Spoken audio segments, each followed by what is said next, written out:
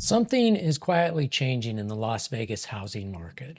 For the first time in several years, buying a home here is actually starting to become more affordable. Home prices haven't crashed. Mortgage rates are still relatively high. So where exactly is this improvement coming from? You see, for several years, almost everything that determines housing affordability was moving against buyers, all at the same time. Now it isn't. There are really four things I want you to watch when we talk about affordability: home prices, mortgage rates, income, and buyer leverage. And once you see what happened to these four things over the last few years, the change we're seeing today in affordability makes a little bit more sense. Now, at the end of 2020, the median price of a single family home here was about $345,000. 1 year later, it jumped to $425,000. That's an $80,000 increase in 12 months, about 23%, while mortgage rates were still extraordinarily low. But then rates took off. So buyers got hit from both directions. The house itself had become considerably more expensive, and suddenly borrowing the money to buy it became considerably more expensive too. But look at what's happened a little more recently. At the end of 2023, the median was about $450,000. 2 years later, it was $470,000. That's only about a 4.5% increase over 2 years. So the increase has slowed down. And more recently, we've actually started moving slightly in the other direction.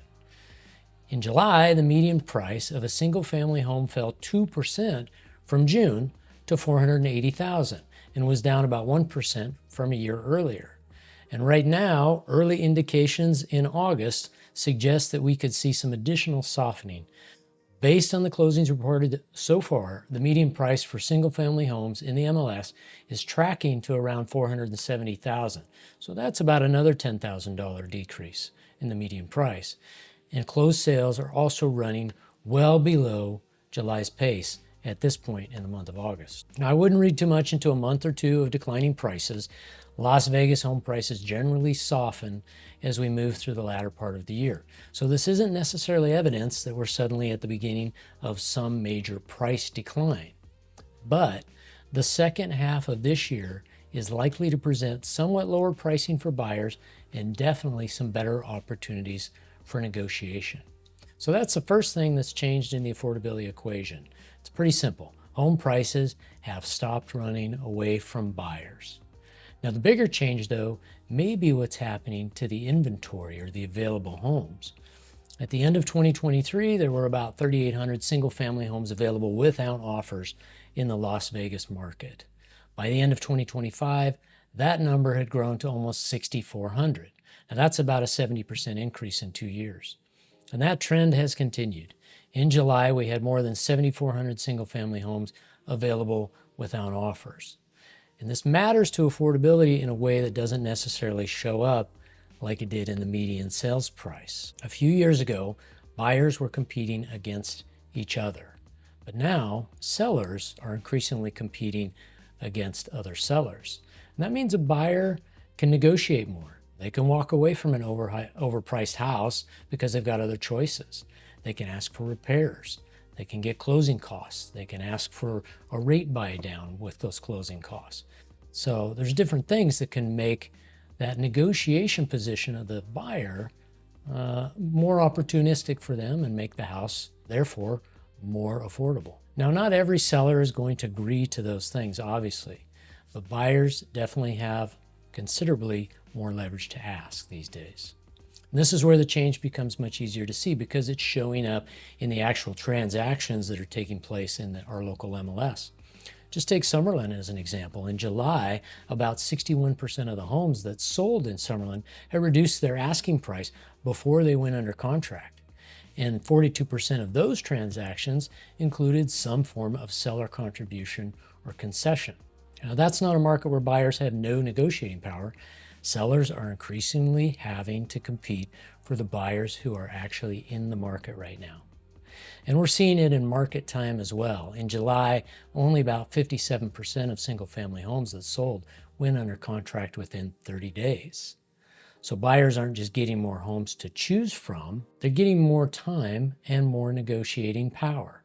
And that's another form of affordability. But what about mortgage rates? If rates are still high, how exactly is housing becoming more affordable for the average buyer? Rates remain high enough that if you've been waiting for mortgage rates alone to make housing dramatically cheaper, you really haven't gotten much help.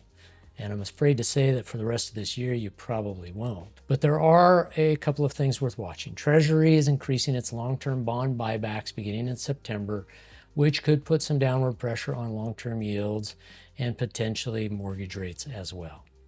But I wouldn't count on dramatically lower mortgage rates. Maybe a little lower. We'll just have to see. But affordability isn't just the mortgage rate. Income matters too. And while home prices have mostly flattened over the last couple of years, household income in southern Nevada has continued to rise. And that's important because affordability can improve even if home prices don't fall very much. If incomes keep rising while prices move sideways, buyers gradually regain purchasing power.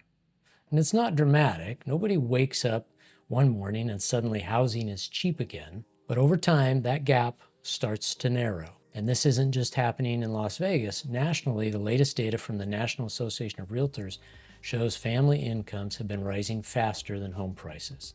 Housing affordability actually improved from a year ago, even though mortgage rates remain high. Here in Las Vegas, we're starting to see some of those same forces at work. And there's one place where the difference between the asking price and what a buyer actually pays becomes especially important, and that's new construction. Builders don't necessarily need to slash the base price of a home to improve affordability. They can subsidize the financing, pay closing costs, offer rate buydowns, or discount certain inventory. And right now we're seeing Las Vegas builders advertise financing incentives well below prevailing resale mortgage rates on select homes. And depending on the price and the incentive, that changes the monthly payment by hundreds of dollars sometimes. Now, that doesn't mean every new home comes with a spectacular deal, and the advertised rates usually come with specific qualifications and restrictions.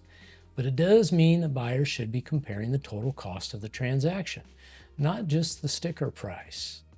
Because in this market, the home with the lower price isn't always the better deal. Now, there are also longer-term policy efforts beginning to take shape.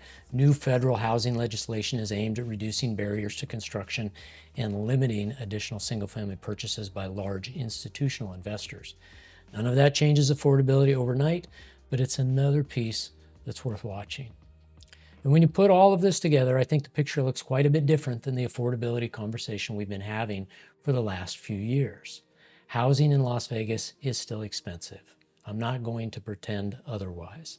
A $480,000 median price home with a mortgage rate in the 6% range isn't suddenly affordable for the typical household just because the inventory increased. But affordability is moving in a better direction. Imagine home prices spending several years doing essentially what they've been doing recently, which is moving sideways, or maybe only increasing slightly. Meanwhile, the incomes continue rising. You don't need home prices to fall 20 or 30% for the relationship between home prices and income to improve. You can get there gradually by allowing people's ability to pay to catch up with the price of housing. Then if mortgage rates eventually settle somewhat lower, and I'm deliberately saying if, you potentially get another improvement on top of that. So I wouldn't look at today's market and conclude that Las Vegas has suddenly become affordable. It hasn't. But what I would say is that the direction has changed and continues to change. Prices have stopped running away, inventory has come up, incomes are gaining ground, and sellers have considerably more competition. And builders are throwing some pretty aggressive incentives at buyers. So for several years, almost every major affordability factor was working against the buyers at the same time. Today, that's no longer the case. Now, if you're thinking about buying, and that means the decision probably shouldn't be based on waiting for some perfect combination of dramatically lower prices and dramatically lower mortgage rates. Instead, look at the actual transaction available to you today. What can you negotiate?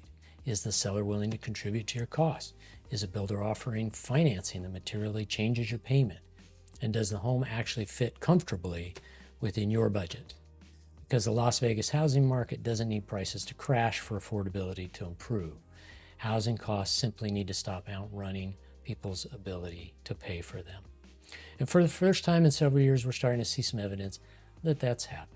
Now, if you're trying to figure out what any of this means for your situation, whether you're thinking about buying or selling, reach out to me. I'm always happy to talk through the numbers and help you figure out which makes the most sense for you. Thanks for watching, and I'll see you on the next one.